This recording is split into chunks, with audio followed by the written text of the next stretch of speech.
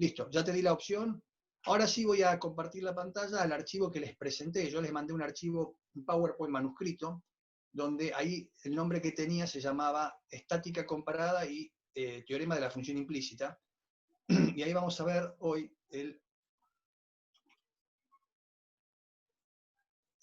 como les comentaba, lo tienen, ya se los mandé. Vamos a seguir viendo ese archivo y vamos a ver fundamentalmente el modelo ISLM. Acá les pido que pongan toda la onda posible para interpretar las ecuaciones si no se ve bien, porque acuérdense que está manuscrito. ¿tá? Al estar manuscrito hay que verlo bien, con no mucha luz. Pero no lo encontré en ningún lado, entonces me lo armé yo especialmente para ustedes, pero no lo terminé, la verdad no lo pude pasar con el editor de ecuaciones porque no tengo tiempo físico a veces para hacer eso. Bueno, ahora mientras se abre lo vamos viendo. Ahí se está abriendo. Bueno, las primeras filminas eran las de las estáticas comparadas que vimos la clase pasada respecto a el MKS. Y acá está esta. Les pido que hagan todo lo posible para... de hecho, si alguien tiene en su casa tiempo y ganas, puede transcribirlo esto con el editor de ecuaciones y lo pasa después a los demás y genera una optimalidad paretiana a todo, digamos. Nos genera un óptimo a todos, al profe y a los alumnos. A todos, sí. Claro, por eso, si tienen tiempo, después lo transcriben para que se vea mejor. Formalmente el modelo ISLM lo vamos a definir en dos ecuaciones. Primero la IS, que la vamos a definir como una ecuación F1, que es esta que está acá, perdón, esta F1. Esta F1 es una función en I y R, donde I y R van a ser las variables endógenas, tasa de interés e ingreso. Ingreso, la letra Y la R, la tasa de interés, y la IS va a contener únicamente dos variables exógenas que van a ser el gasto público G y tita, que lo vamos a definir como una componente exógena de recaudación tributaria. ¿tá? Bueno, y acá viene lo que les comenté. Yo armé la ecuación IS como se determinan los modelos matemáticos más sofisticados, que es no explicitando nada. ¿Qué significa eso? Yo tengo una relación funcional entre las variables, pero no tengo la estructura explícita, tengo las funciones definidas de manera implícita. De manera tal que la primera ecuación, que es la F1, es la que me permite a mí definir el equilibrio entre el ingreso y la demanda agregada. Y me dice que el ingreso I, que está del lado izquierdo, tiene que ser igual al consumo, que depende del ingreso disponible, más la inversión más el gasto. Ahora, ¿qué es lo novedoso? Que la función consumo está definida de manera implícita y me dice que el consumo es función de la diferencia entre el ingreso menos los impuestos T. Ahora, los impuestos T son una función de tita e I. ¿Qué significa? Que vos no tenés la estructura explícita de los impuestos, tenés simplemente que existe una función impuestos en cuyo argumento está la recaudación tributaria exógena y la renta. ¿Está bien? Ahora bien, ¿qué tengo que sí tener necesariamente? Las derivadas de esta función. Fíjense que esta es una función compuesta. ¿Qué quiere decir que es una función compuesta? El ingreso está en el argumento de los impuestos, tita está en el argumento de los impuestos, pero los impuestos a su vez están en el argumento de la función consumo por la vía del ingreso disponible. ¿Qué significa esto? Que si variara tita o el ingreso, varían los impuestos. Al variar los impuestos, varía el ingreso disponible, y al variar el ingreso disponible, varía el consumo, por la vía de que el consumo varía por el ingreso disponible, por la propensión marginal a consumir. Entonces, tengo que tener claras las derivadas. ¿Las derivadas cuáles son? Primero, toda variación en el ingreso disponible, esta derivada que está acá, ¿ven? C' y D. Un cambio en el ingreso disponible va a generar un cambio en la función consumo asociado a que este valor va a estar entre 0 y 1. ¿Por qué? Porque sabemos que la relación entre el consumo y el ingreso disponible viene dada por la propensión marginal a consumir. O sea que la derivada de C respecto al argumento está entre 0 y 1. Pero ahora viene cómo puede cambiar el argumento. Y acá viene lo nuevo. Si cambiara tita, tita genera un cambio sobre T positivo. O sea, si aumenta tita, recordemos que tita sería la componente exógena de la recaudación, qué sé yo, un impuesto al tabaco, un impuesto no sé, un impuesto específico. O sea, un aumento en un impuesto específico θ genera un aumento en T, que es la recaudación tributaria, positivo. Y por otro lado, tengo que una variación en el ingreso genera una variación sobre T, que son los impuestos, que está entre 0 y 1. ¿Por qué?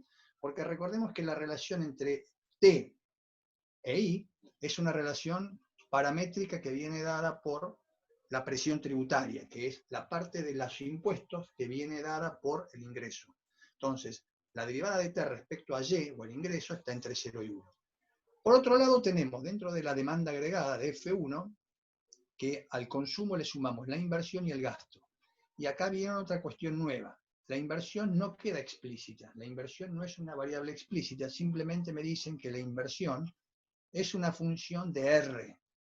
¿Me entendés? I es función de R. O sea, el argumento de la función inversión, I es R. Y me dicen que la relación entre la tasa de interés y la inversión es tal que I varía de manera inversa a R. O sea, ahora la inversión depende de la tasa de interés, pero no tengo una función explícita. Sí tengo una relación implícita que me dice I depende de R. Ahora, ¿de qué forma depende de R? De manera inversa. Bueno, y el gasto, como es una variable exógena, está colgado acá, pero, digamos, no hay ninguna relación paramétrica con el gasto público, porque el gasto público, como ustedes verán, no está en el argumento ni de la función consumo, ni de la función inversión.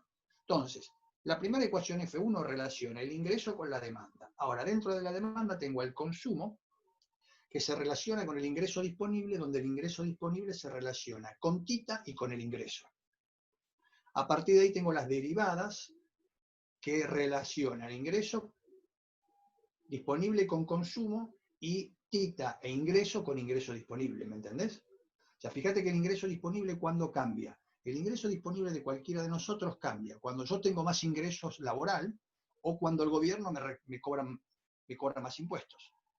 Esos dos efectos modifican el ingreso disponible y el efecto de la variación en el ingreso disponible va a determinar un cambio en el consumo. De ahí vengo el tema de la... Por eso les comentaba que lo necesario de hoy para entender esto es entender los conceptos de derivadas de funciones compuestas. La inversión, por suerte, está sola ahí, así que no nos jode. La inversión simplemente me dice que I depende de R y que un cambio en R varía I, nada más.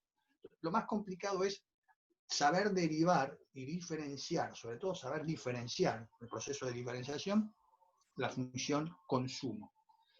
Bueno, la segunda ecuación que se incorpora es F2, que es la LM. F2, que es la LM, es una función que también depende de las endógenas Y y R, en la cual están incluidas la oferta monetaria nominal como variable exógena y los precios de los bienes como otra variable exógena más. La LM es, recordemos, la ecuación que vincula el mercado de dinero con el oferta y demanda de dinero.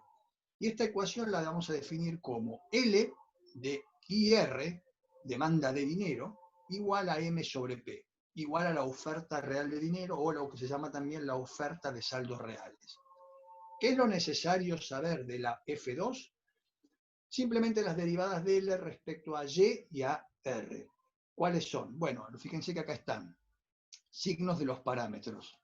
La derivada de L respecto a Y al ingreso no es ni más ni menos que positiva y es, si se acuerdan, el motivo transaccional para demandar dinero. ¿Se acuerdan de ese efecto? Se supone que la cantidad de dinero que el público mantiene en sus carteras en efectivo es directamente proporcional a las transacciones que quiere realizar. Se supone que por eso los sábados y los domingos, bueno, ahora no tanto, pero hasta hace 15 minutos antes de la cuarentena, los cajeros los tenías que llenar más un sábado y un domingo porque se suponía que la gente salía, gastaba plata, etc. Entonces, ¿qué pasaba? Sabías que iba a haber una mayor demanda de dinero en términos de saldos que la gente iba a tener en efectivo porque quería realizar más transacciones. Recordemos que las transacciones en su mayoría se hacen con el efectivo, digamos, con la caja de ahorro, con el efectivo físico, etc. Y por otro lado tenemos la derivada de L respecto a la tasa de interés, que es negativa porque era justamente el motivo especulación de la demanda de dinero, bueno, que relacionaba una relación inversa, ¿no? Entre un aumento en la tasa de interés induce a los agentes recordemos que la tasa de interés real, ¿no? Ceteris paribus, un aumento en la tasa de interés real induce a los agentes económicos a dejar parte de sus saldos reales sobrantes, que no usan para transacción, en un activo financiero que rinde interés. Con lo cual, el impacto de la tasa de interés sobre la demanda de saldos reales es inversa. ¿Está? Bueno, eso es lo primero. Las dos ecuaciones, las derivadas. ¿Qué hay que hacer?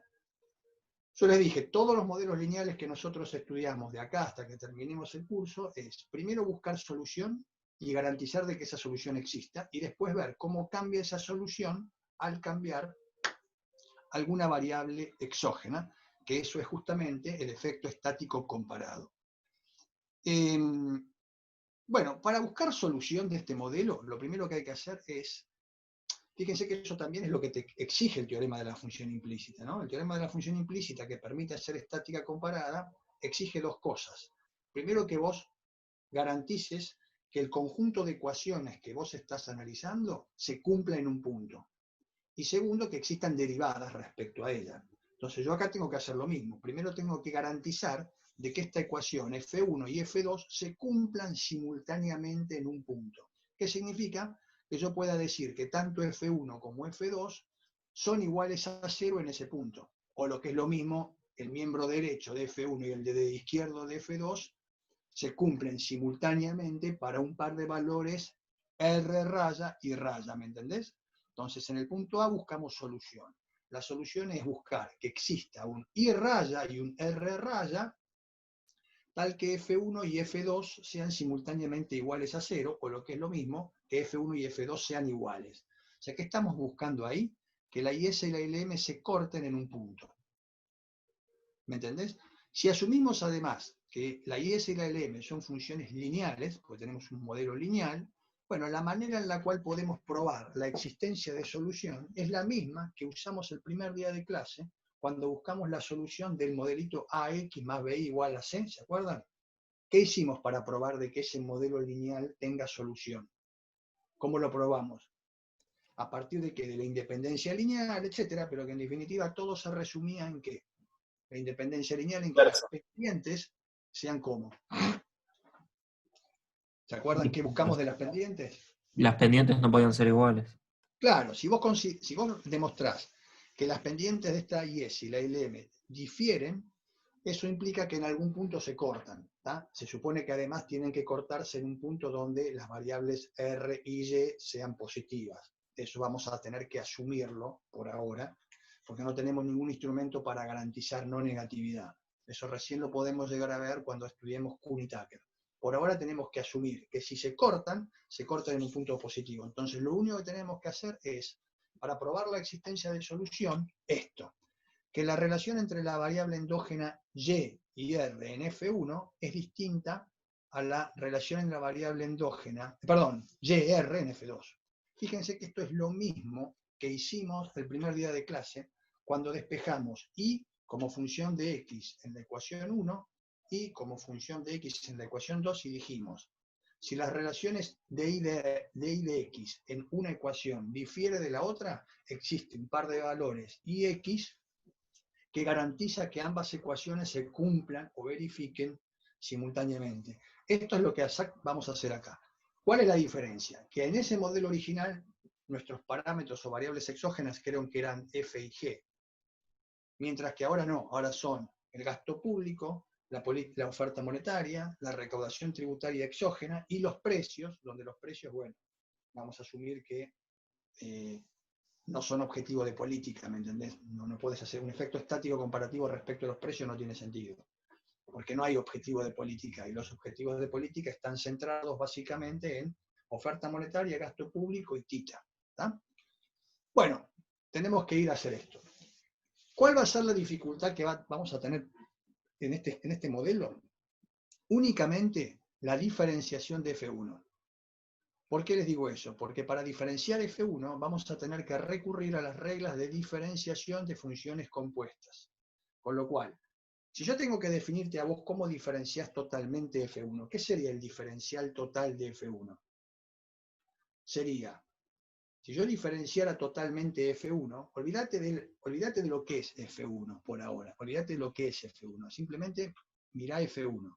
Si vos diferenciás una función de n variables, el diferencial total de esa función de n variables es la sumatoria de la derivada de la función respecto a cada variable por el diferencial de la variable que está cambiando ahí. ¿Sí o no?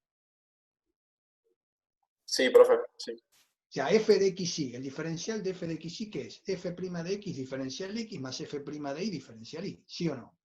Bueno, acá lo mismo. El diferencial de F1 y F2, ¿qué van a ser? La derivada de F1 respecto a y por diferencial y, más la derivada de F1 respecto a r por diferencial r, más la derivada de F1 respecto a g por diferencial g, y así. Entonces, lo primero que hay que hacer es diferenciar totalmente eso, pero recordando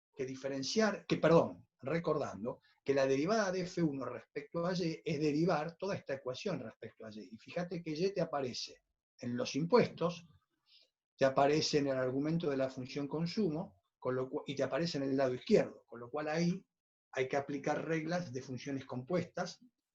¿Por qué? Porque las variables no están solo en un argumento, están interrelacionadas a lo largo de las variables que vos tenés, con lo cual hay que apelar, como les comentaba, a derivadas de funciones compuestas.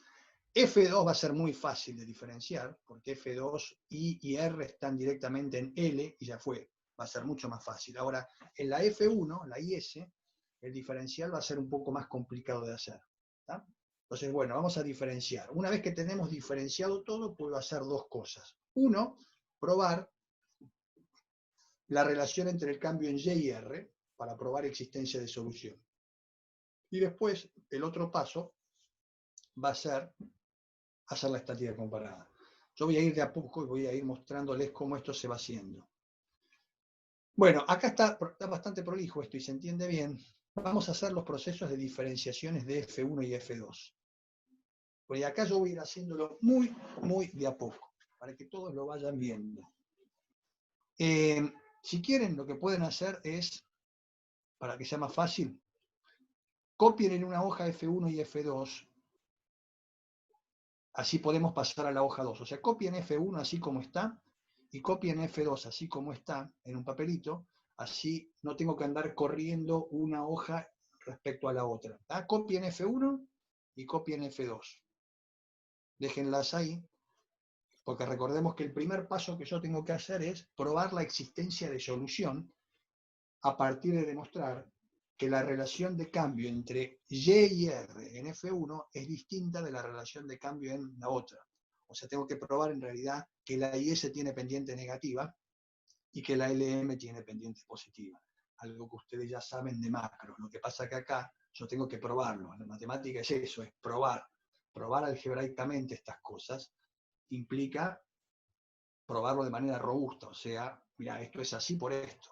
No porque yo creo, sino porque la matemática me lo está demostrando. Entonces copien esas dos, cuando están me dicen y pasamos a la filmina siguiente.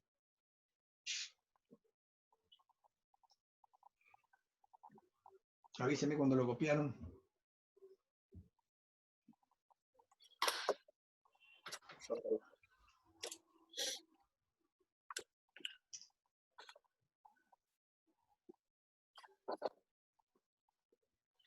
Ya estoy, profe, yo no sé el resto. Listo.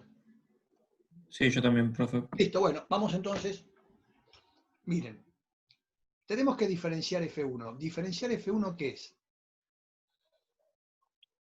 Derivar respecto a cada variable del lado derecho y del lado izquierdo y multiplicar la derivada de esa variable respecto al diferencial, que es la variable que está generando esa derivada. Entonces, del lado izquierdo empezamos con que, bueno, la derivada de y respecto a sí mismo es 1 por diferencial y. ¿Ah? Estamos diferenciando totalmente F1. Del lado derecho, ¿qué hay que hacer? Bueno, miren lo que estamos haciendo del lado derecho. Yo les dije que del lado derecho hay que aplicar la regla de la cadena.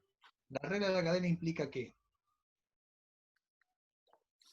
los cambios en el consumo se deben a los cambios en el ingreso disponible. ¿Por qué? Porque el consumo depende del ingreso disponible. Ahora, el ingreso disponible depende del ingreso y de quita. Con lo cual,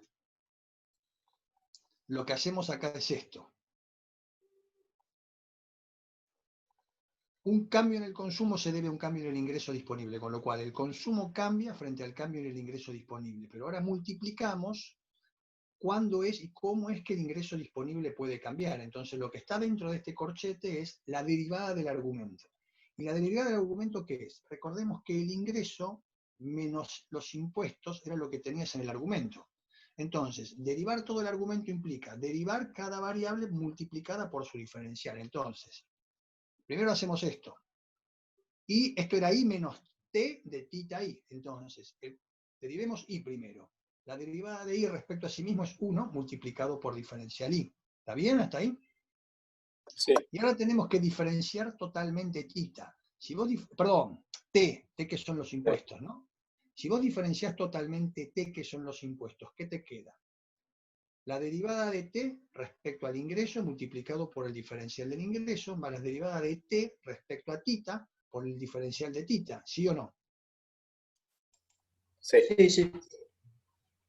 Si no lo ven, me avisan. No vamos a dedicarle todo el tiempo necesario para que se entienda. Entonces, eso es lo que está acá. Ahora, fíjate que tiene un signo negativo, ¿por qué? Porque distribuís el paréntesis, digamos. Claro, porque O estaba sea, menos restando. t lo multiplicás a la tita y a la i. Claro, porque lo que tengo es que los impuestos se están restando. Entonces, al diferenciar los impuestos me queda la derivada de los impuestos respecto a cada variable por el diferencial de esa variable, pero tiene un signo negativo porque están restando. Entonces todo eso que está acá, está acá. O sea, ya diferencié totalmente la función consumo. Me queda el diferencial de lo que todavía me queda ahí, que es que, recordemos que tengo que diferenciar todo el lado derecho. Me queda la inversión y el gasto. Bueno, respecto a la inversión, ¿qué sería? Derivada de la inversión, como la inversión depende de la tasa de interés, la tasa de interés genera un cambio en la inversión, y ese cambio en la inversión va a depender de qué, de cuál fue el cambio en la tasa de interés. O sea, me queda más I' de R por diferencial R. Y por último me queda G. Como G no está acompañada por ninguna otra variable, el cambio en G es 1. La derivada de G respecto a sí mismo es 1, multiplicado por dG.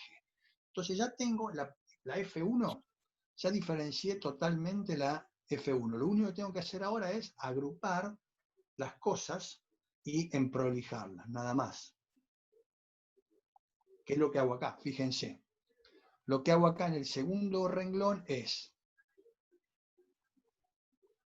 como en el argumento del ingreso disponible aparece el ingreso, lo que hago que es, dejo en el corchete solamente todo lo que tenga ingreso y saco del argumento de la función consumo t' tita diferencial tita. Entonces, me queda la derivada del consumo respecto al ingreso por, en el argumento de esta función, de esta derivada, pongo di menos t' i de i. ¿Entendés que dejaste esto?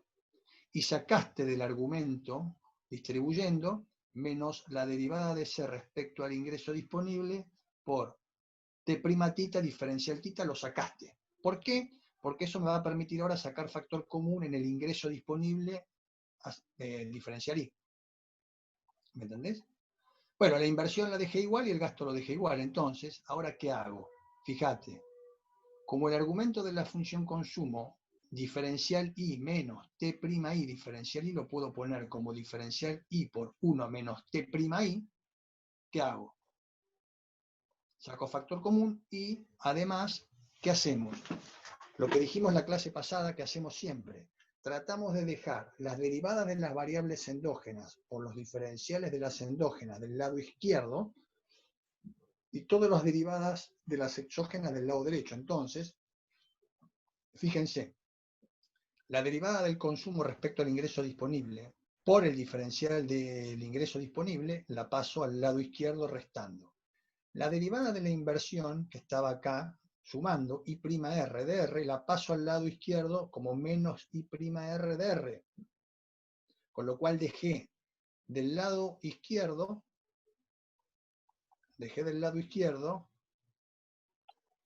las derivadas de las endógenas por los diferenciales de las endógenas, y del lado derecho me quedó simplemente menos C' y D por t' tita diferencial tita más dG. O sea que dejé del lado derecho las derivadas de las exógenas por los diferenciales de las exógenas. Y después simplemente lo que hago es, bueno, sacar factor común el ingreso, ¿no? Y ya tengo